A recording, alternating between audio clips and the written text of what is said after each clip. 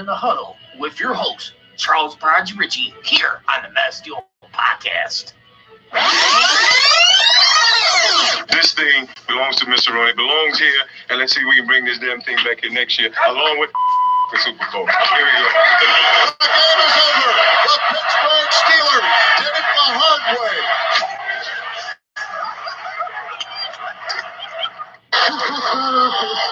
With the 10th pick in the 2019 NFL Draft, the Pittsburgh Steelers select Devin Bush, linebacker, Michigan.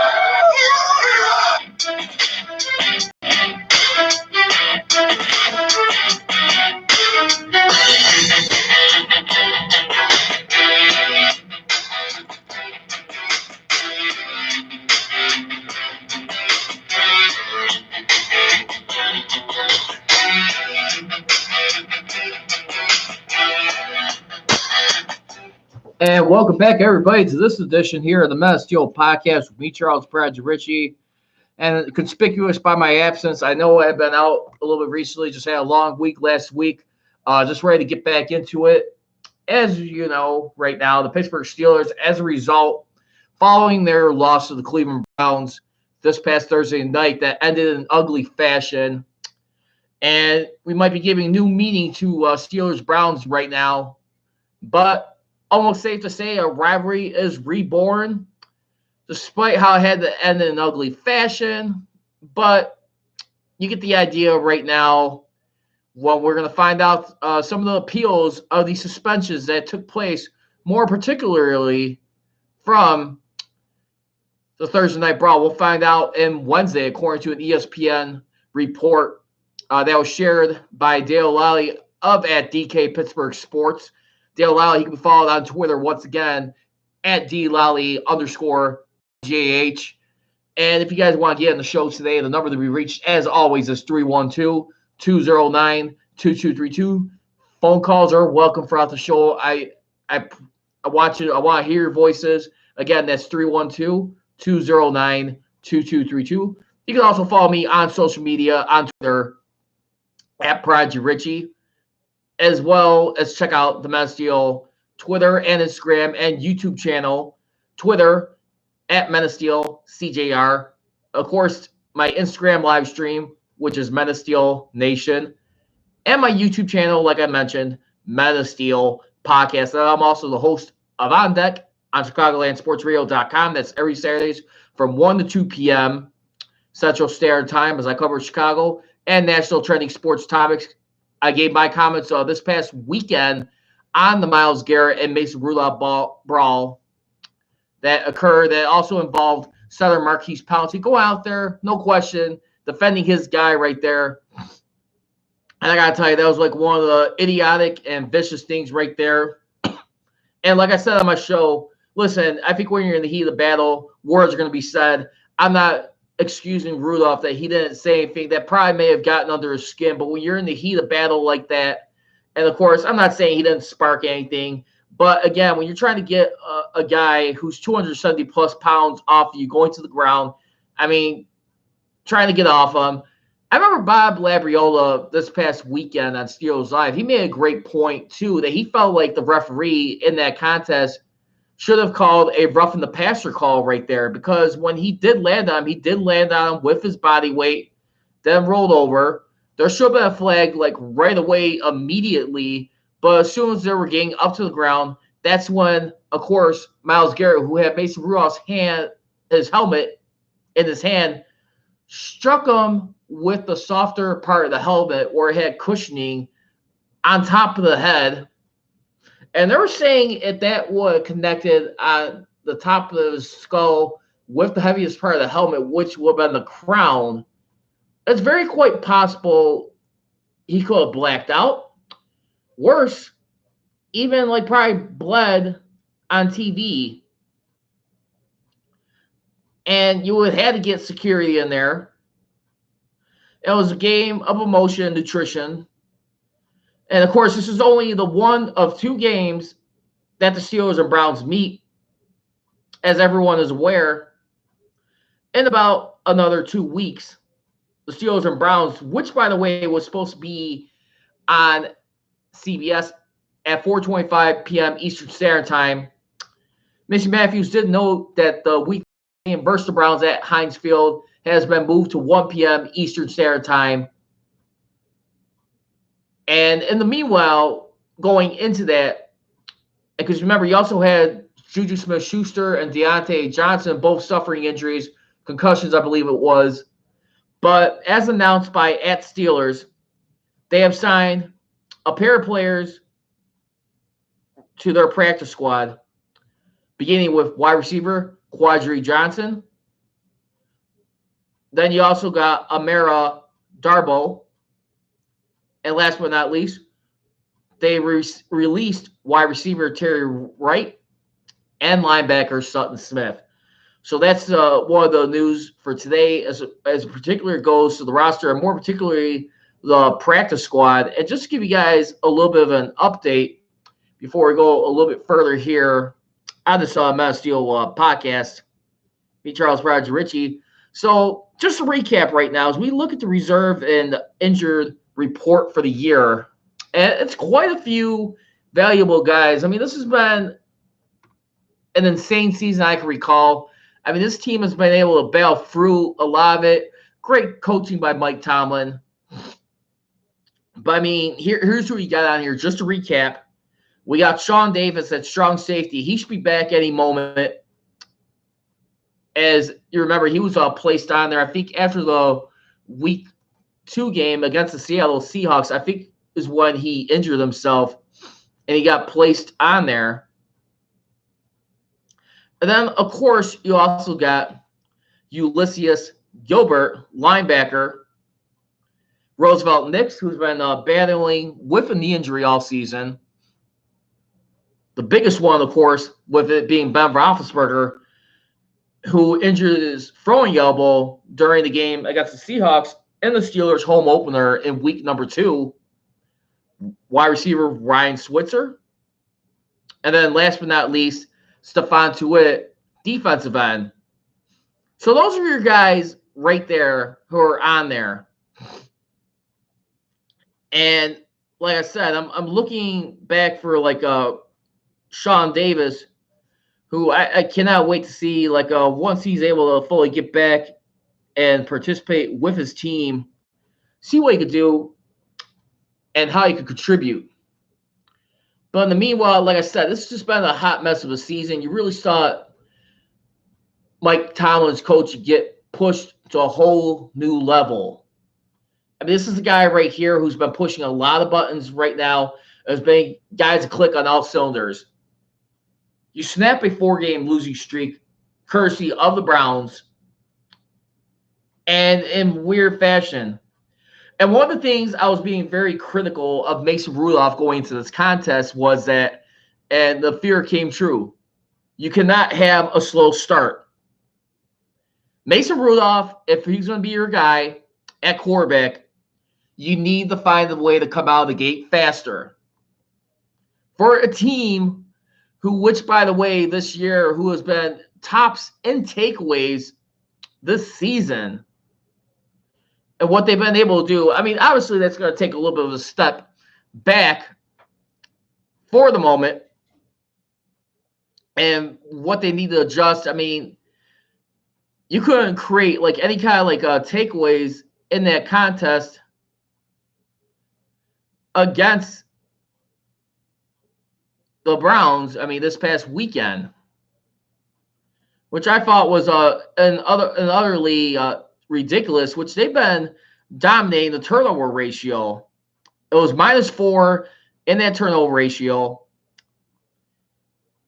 And right now, the Pittsburgh Steelers, which, by the way, in turnover differential, they are 3rd in turnover differential. But as far as takeaways on the season, they are still 2nd at 26. Believe that. But as far as the turnovers were, as far as giving the ball away, not bad shape when you take a closer look at it. They are 24th in turnovers, so which is good. I mean, they're at least taking care of the ball. Because right now, you do got a lot of stuff staring you in the face. You still got to go up against a winless Bengals team. I mean, they have been a horrible football team. Let's not kid ourselves. But again, you got to be careful this weekend and treat that like if it was a trap game. You don't want to overlook any of your opponents right now and how far you guys have come. And speaking of which, let's get back to like where they are in the playoff picture as a result. You remember the Houston Texans, which by the way, yesterday they lost ugly to the Baltimore Ravens. I mean ugly in that contest. As of course, I mean Lamar Jackson, who is being real hot for MVP candidate of the league as of late. And in that contest, he had a 139.2 QB rating, threw for 222 yards, 4 touchdowns, 0 interceptions. And then you also had the Baltimore Ravens defense, who came alive and ready to play, 7 sacks. That is something right there.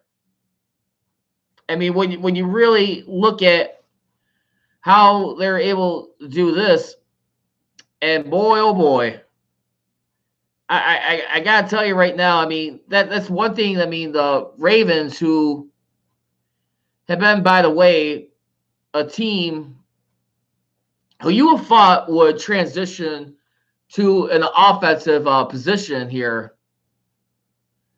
But at the same time, too, this is a team who still reminds folks, even when they're without Terrell Suggs, they can still make some noise on the defense.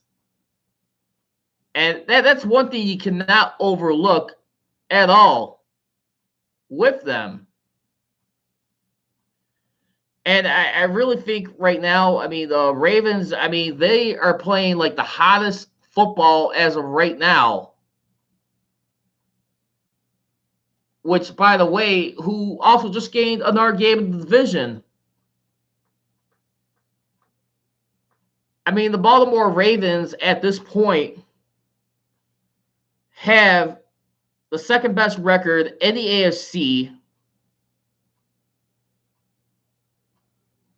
And overall, as far as like the league standings, they're the third best team in all football, behind the San Francisco 49ers, who are number 2 at 9-1.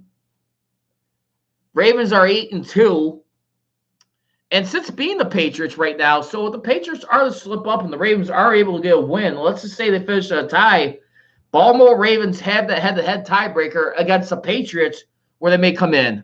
But getting back to the division, like I was mentioning, so you got a 3-game lead up on the division right now, currently. And the Baltimore Ravens, they need a combination of 4 games to clinch. And that's mainly because you didn't face the Steelers yet in the other half. They faced them in the finale. Again, if you're free to call in and dial up on the podcast here, the number to be reached is 312-209-2232. Again, that number to be reached is 312-209-2232. Once again, you can follow me on Twitter at Prodigy Richie, at Men of Steel, CJR, Instagram, live stream, Men of Steel Nation, and of course my YouTube channel, Men of Steel Podcast, as we get ready to move further into some other topics going on here in the world of the NFL, as well as main particularly with the Steelers, as I always got your back covered here.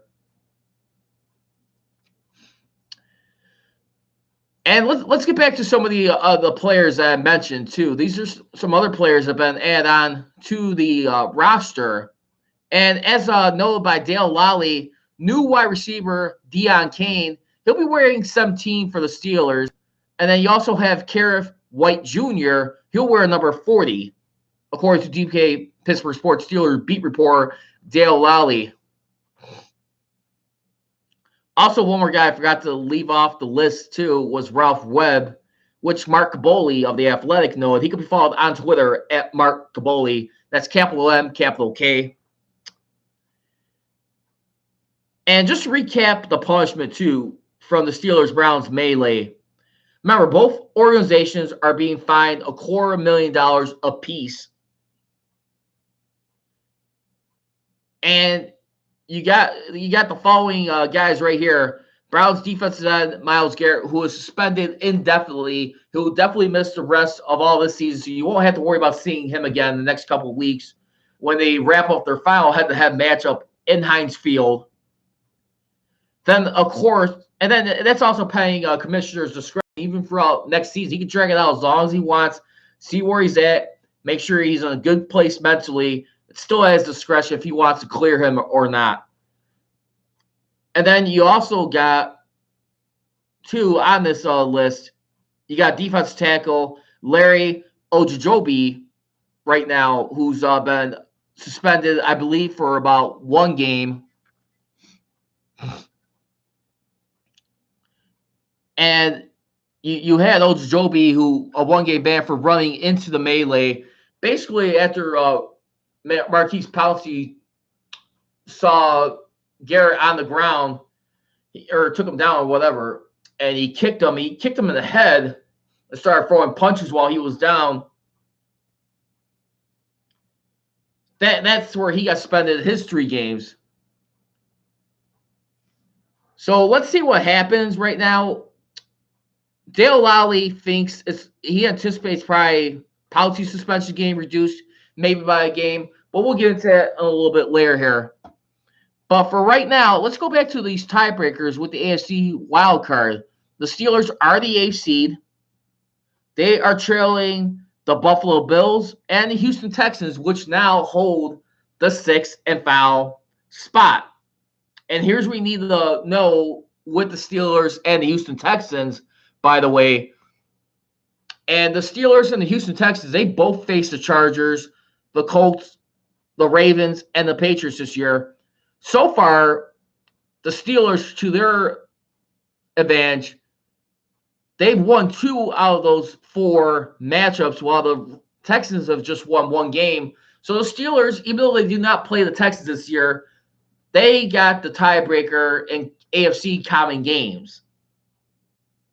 So they're at 500, while the Texans are at 33%. So that's one good news right there. So remember, they still got a matchup coming up with the New England Patriots, which will be happening in week number 13. And that'll be at home in Houston. That could be huge ramifications right there. I guess I had to put on my Patriots cap for that night. Failed so far against the Baltimore Ravens for the division, but that's pretty much out the window at this point in time. I got Rob Morey joining right here. Hey, Rob, welcome to the Metal Steel Podcast. Always good to see you. Always good seeing you, watching games together, my man. Hope your Monday is doing well right now, as we are just wrapping up here on the Metal Steel Podcast. And the other things you got to watch out for, too, because remember, now in front of the Steelers are the Oakland Raiders.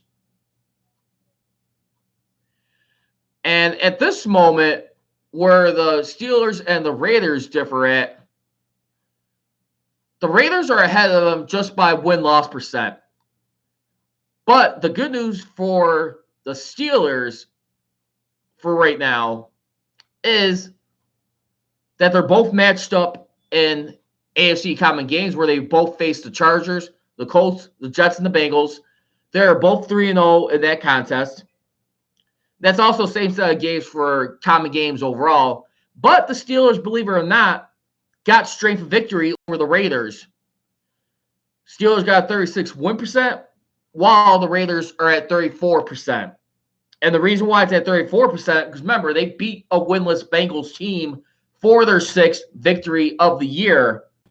So even though you are taking advantage of a Steelers loss and technically moving into a spot by a game for the moment, being that Bengals team, I mean, it was kind of damned if you do, damned if you don't. Excuse my language, folks, for cursing here, but the biggest thing, like I said, you got to mention is that by them defeating the Bengals, it kind of hurt their strength of victory percentage for the moment.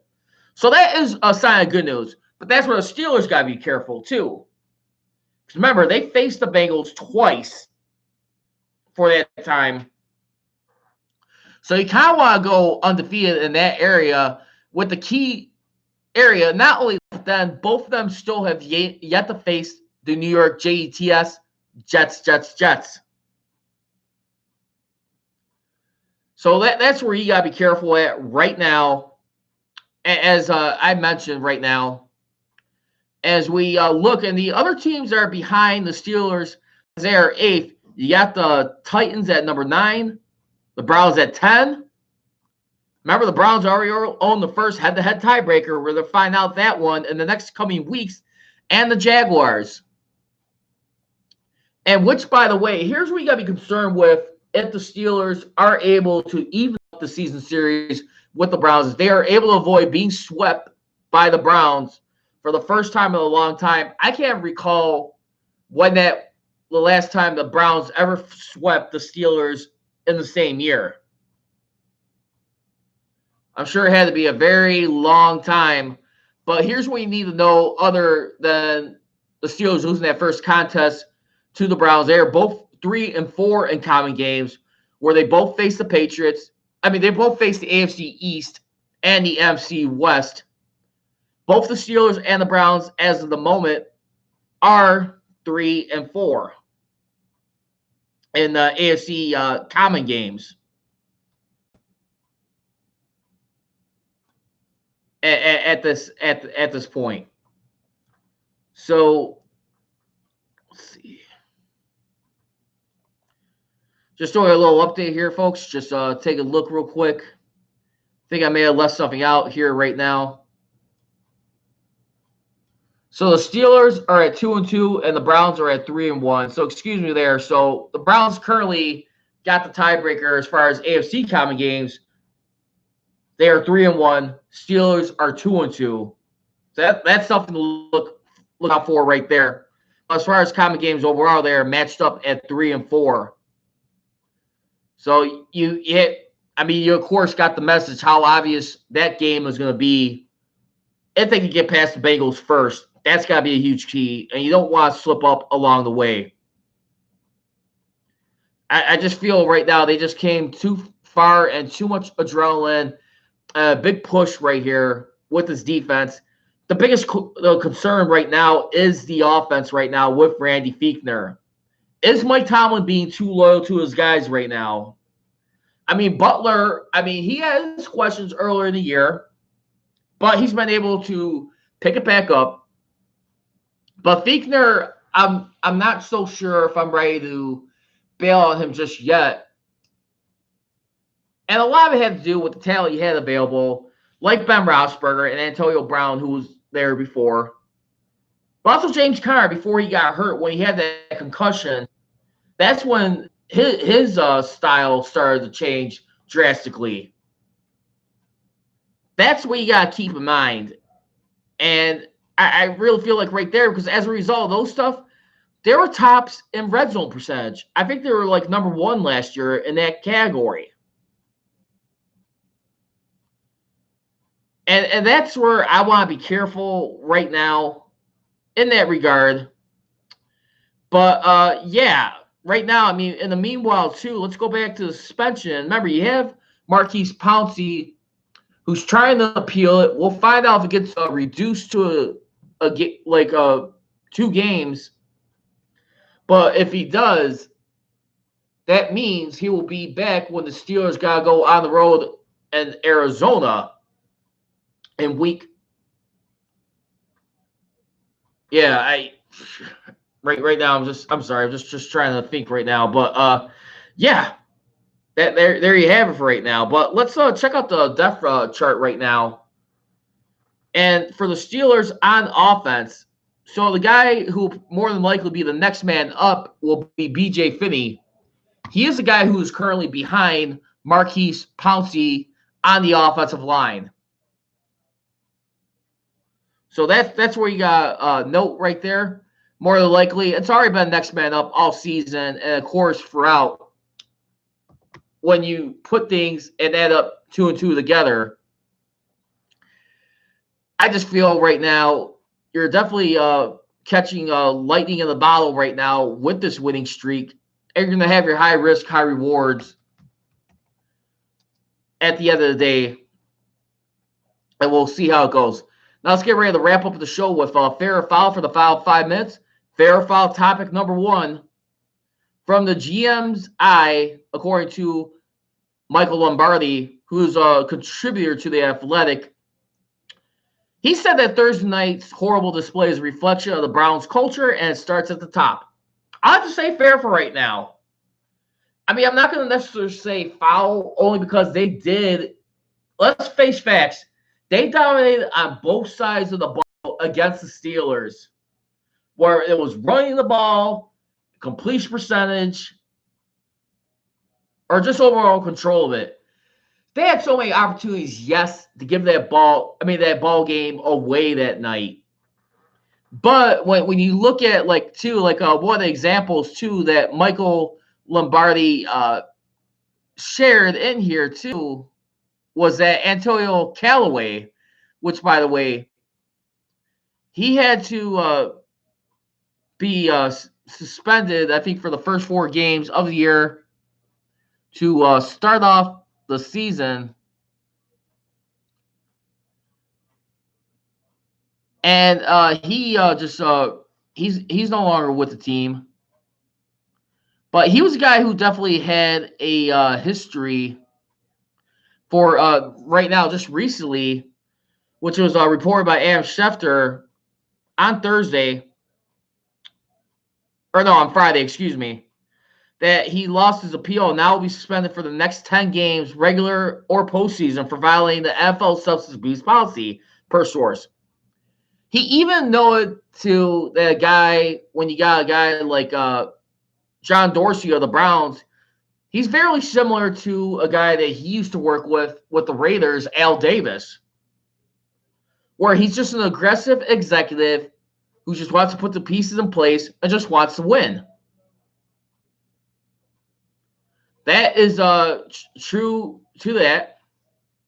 And I do feel like right now, I mean, when you're a team who hasn't won in so long, you're going to probably be doing anything. Obviously, that was no place in football right there. But I just hope this does not become like the new Steelers-Bengals rivalry that we saw in the old ugly AFC North days right there, when you had guys like Le'Veon Bell, Antonio Brown, Vontaze Burfict, and a lot of guys get heated up, I mean, big time, and just were able to just get dirty. I just don't want to see that again, where it's going to get ugly and unnecessarily injuring players that you shouldn't be injuring. Then guess what? I mean, just both parties lose in the end. And it's just, you don't want to see it being taken to another level when it doesn't have to be. But at some point, you do have to realize, too, it is war of nutrition. It is 60 minutes, but you got to learn to control yourselves, especially when you're trying to be a league that's trying to move on from helmet to helmet. You have a guy with no helmet on, you strike him in the head. That's a clear example right there. Clear as day as you could get, in my eyes, and a lot of people. And last but not least, for fair or foul topic number 2, to close things out, Steelers-Brown rivalry is back. Fair. And I'm saying fair only because when I look at the boxy Baker Mayfield has, yes, he struggles and he gets a little frustrated with the media.